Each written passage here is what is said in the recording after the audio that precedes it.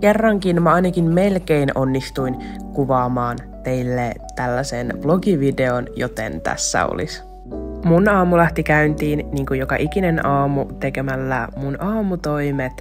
Eli ensin mä teen aina mun ihonhoitorutiinin heti kun mä herään, että se ehtii imeytyä ennen kuin mä rupeen meikkaa, jonka jälkeen mä rupeen tekemään aamupalaa.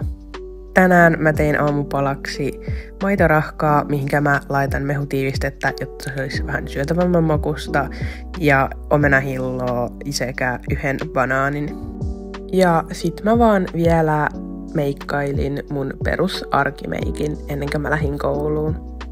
Ja siis Juha mokaa on mun ainut klippi mun koulupäivältä. Ja taas, niin kuin aina, niin koulun jälkeen otin vaan meikit pois ja menin päikkäreille. Päikkäreitten jälkeen mä rupesin tekemään itselleni ruokaa ja mä söin ihan vaan uusia perunoita ja nakkeja.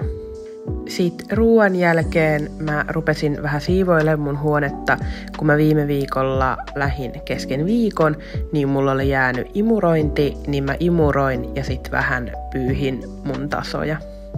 Ja sen jälkeen olikin tarpeellista jo käydäkin suihkussa, joten mä tein sen seuraavaksi alta pois. Musta myös tuntuu, että lähiaikoina mun iho on ollut tosi kuiva, voi johtua syksystä, en tiedä, mutta laitoin sitten tällaisen kosteuttavan kasvonaamion ja tää kyseinen onkin mun ihan lemppari. Ja sen aikaa, kun mä annoin sen vaikuttaa, niin mä luin kirjaa. Mä oon myös yrittänyt ruveta pitämään mun hiuksista paljon parempaa huolta, joten hoidin nekin tästä nyt sitten alta pois. Jonka jälkeen mä menin takas lukemaan mun kirjaa. Sitten mulla oli semmonen fiilis, että mun on pakko saada ihan vähän liikettä ja raitista ilmaa, joten mä lähdin käymään mun kaverin kanssa ihan pienellä kävelyllä.